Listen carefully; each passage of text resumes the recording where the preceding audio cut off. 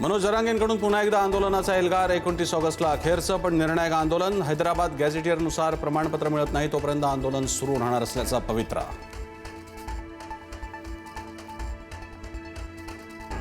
पुणे विद्यापीठात bogus पदव्यांचं racket कार्यरत असल्याचा आरोप. 3 लाखात बीकॉमची डिग्री देण्याची ऑफर. एका रिक्षा चालकाच्या सतर्कतेमुळे पदव्यांचा बाजार उघडकीस.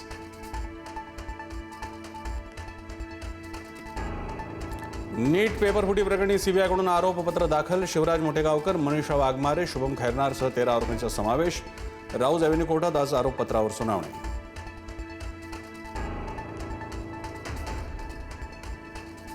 लोकसभेत आज देखील परीक्षा सुधारणा विधेयकावर चर्चा. थोड्याच वेळात राहुल गांधी चर्चेत होणार सहभागी. केंद्रीय मंत्री जितेंद्र सिंग दुपारी 2 वाजता देणार उत्तर.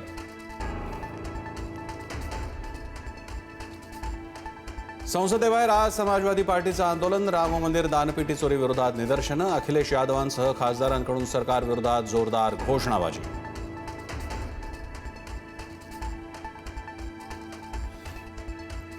अमित शहानंतर सुनील तटकरेंनी घेतली पंतप्रधान मोदींची भेट.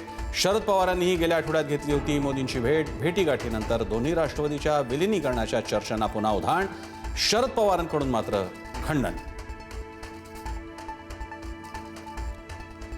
पुण्याच्या पंचतारांकित हॉटेलमध्ये आज पार्थ पवारांचा साखरपुडा. राजकीय मतभेद बाजूला ठेवून पवार कुटुंबीय एकत्र येणार. मोजक्याच लोकांना साखरपुड्याचं निमंत्रण.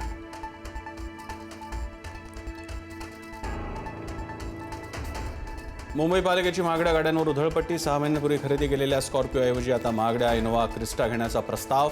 स्कॉर्पिओ गाडी सोयीची नसल्याचा दावा.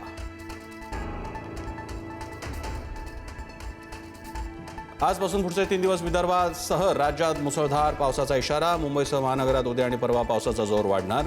मुसळधार पावसाच्या अंदाजामुळे नागपूर, गडचिरोली, चंद्रपुरातील शाळांना सुटी.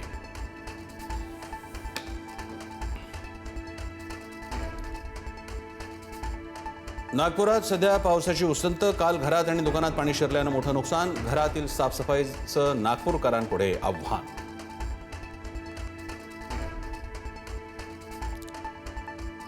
आणि राज्यभरात गुरुपौर्णिमेचा उत्साह. गुरुपौर्णिमेनिमित्त शिर्डीत लाखो साई भक्तांची बांधी आळी. अक्कलकोटलाही स्वामी समर्थांच्या मठात भाविकांची रीघ.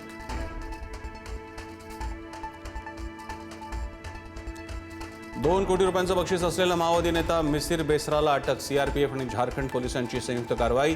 धनबादच्या जंगलातून घेतलं ताब्यात. बेसराच्या अटकेमुळे नक्षलवादी चळवळीला जबर धक्का.